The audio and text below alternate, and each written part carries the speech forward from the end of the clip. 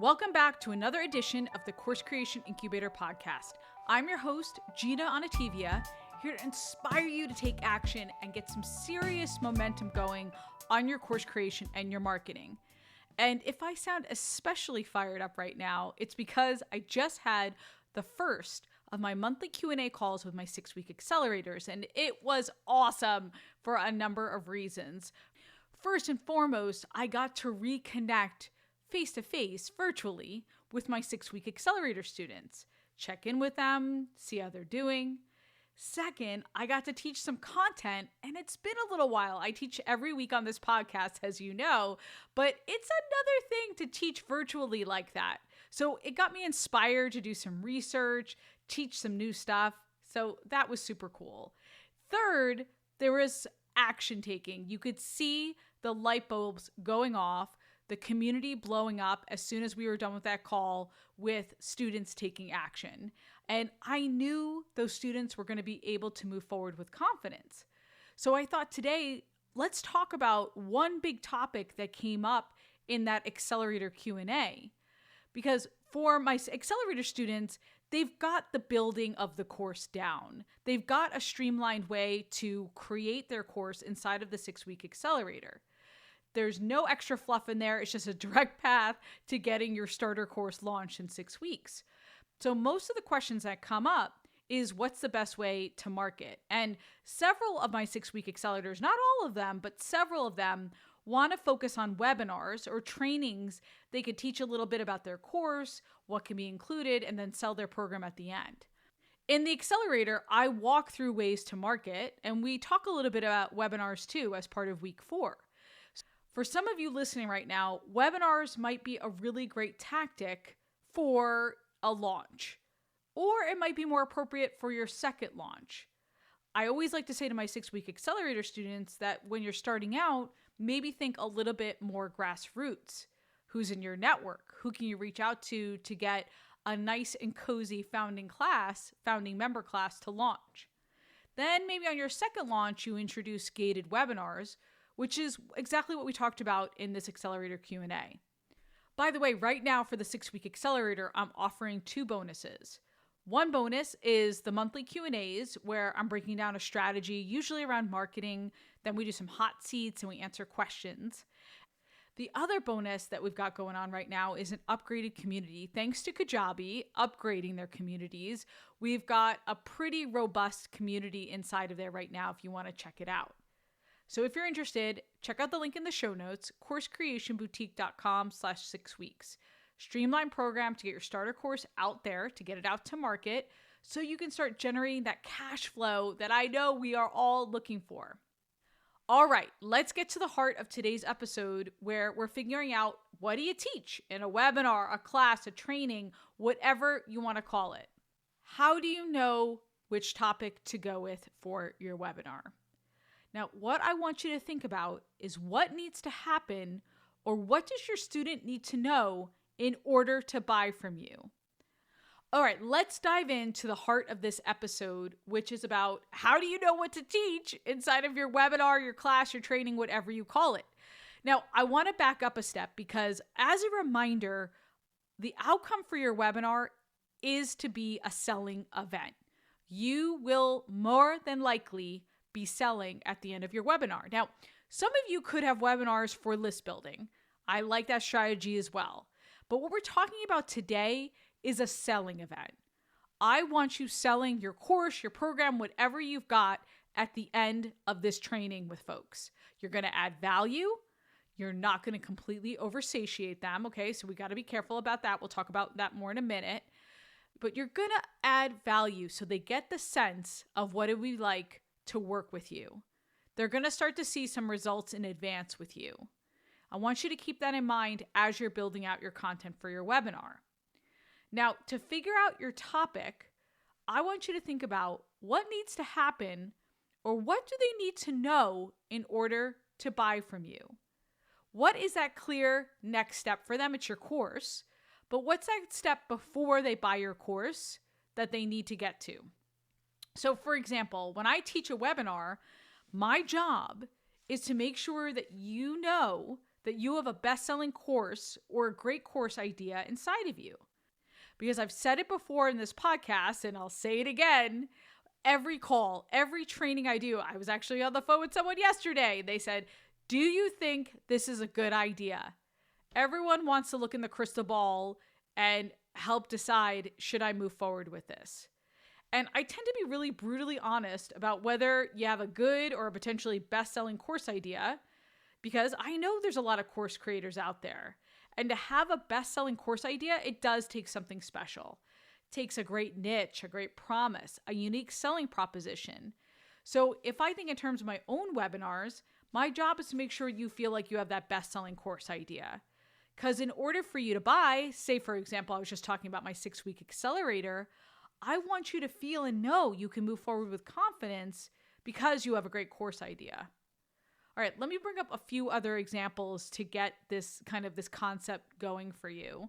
Susie Menkes, I've had on the podcast before about newborn sleep. She is an absolute doll and a great newborn sleep expert. So say Susie's having a webinar that goes into her Healthy Little Sleepers program. Her job in the program is to show you can have a healthy routine even as a newborn. Because let's be honest, when those babies first come out, you think it's just luck of the draw, right? Maybe it's going to be colicky. Maybe it's going to be a quiet and good baby. You roll the dice. You can't really control what's happening with the baby. And that's not true, according to Susie. Now, Susie's here to show us that it can be predictable. It can be a healthy sleep routine. That's the step before you buy. Let me give you another example. Anne is one of my current 6-week accelerator students, and she teaches you how to better communicate with your teenagers. So I said to Anne, one of the keys for your webinar is to show us that we can shift our mindset when it comes to how we talk and communicate with teenagers. And it doesn't have to be just about screaming and pulling your hair out and getting frustrated. By the way, I'm looking into the future here with my son Tristan. But that's the role of her webinar, to give us a taste of what's possible if you take her course. So think about that bridge. What do you need to show your people in terms of your webinar and your training to bridge them to the course, that next step? All right, so let's walk through some of the common webinar topic mistakes that I see. One is picking a softer topic, like a lot of mindset stuff, or maybe understanding your child. And don't get me wrong, I want you to understand your child, but it's a little soft. People want the action, right? They want the next step. They want to see a result or what's possible in terms of a result. Okay, they want to see a bit of progress. People sometimes lean into a softer topic because they're afraid of giving away too much for free, thinking folks won't buy because I've just given everything away. However, it's actually when people receive a lot of value from your free training that they want to take that next step and invest. Okay, so don't be afraid to go for a more actionable topic. That's what I want for you. Stay away from those softer ones. Here's another mistake. Picking a topic you like to teach versus one that could really benefit your potential student. Okay, and we've all done it, right? Like, oh, I'm passionate about teaching this kind of content, but is that really the biggest pain point? Is that really what's going to sell into your course? Another way to think about this is look at the different modules you have and think, what's the money module or the money modules that you know people are going to be like, oh yeah, I need that. Think about what you can teach that takes on those modules or content from those modules or take on an objection. Here's another mistake. Your topic is not directly aligned with your course. Okay. Your course needs to be the next step. Whatever that topic is, it needs to be perfectly aligned with where you're going with your course. Don't do something completely different. An example of this would be for Anne's course. If her course is about communicating with teenagers and your webinar is about how to build a better relationship with your husband so you have a tighter family unit, I mean, that's great. That could be a great webinar, but the course is about talking to teenagers. So as much as I want you to have a better relationship with your husband, that could be another course, right? So make sure that your topic is aligned. Now that's a silly example, but you see where I'm going. Like there's a lot of different things that you can teach as an expert, but I just want to make sure that all paths lead to your course.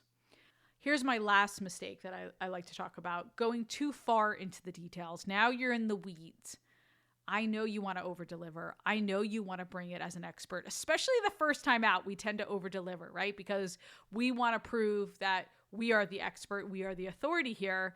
But when you dive too much into the details, you can overwhelm, confuse, or satiate. And if those three things happen, that means people don't buy. So I really want you to decide what to include by focusing on the question of what do they really need to know to be ready for your course. Keep it to the essentials, but also give them some juicy content or actionable steps. Ideally, if they never buy from you, they'll come away feeling like they received something and be excited to pass along your name and information to everyone they know who might need what you have to offer. And by the way, this doesn't have to be a webinar, a gated webinar training. It could be a live or a series of lives on social media, on Instagram, on Facebook. It's an event that leads up to the selling of your course. Remember what we talked about at the beginning of this episode. You're teaching something that adds value, that gets to the outcome of where you want your person to go, what they need to understand before they buy from you.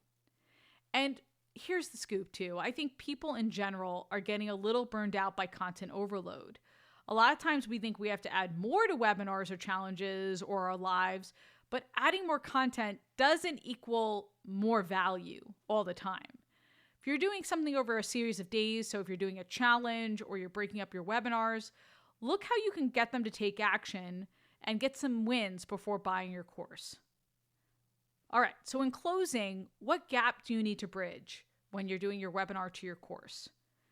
What can you teach to bridge that gap? And then, of course, I want you to have a strong to action at the end of your webinar, right? Like we talked about at the beginning of this podcast, this is a selling event, okay? I want you to sell into your program. Hey, I know it's scary, but you can do it. So you're going to have some kind of special invite or offer that goes to your course as part of your webinar, okay? So you're going to have a deadline. You are going to likely have a discount. Maybe you have some special bonuses.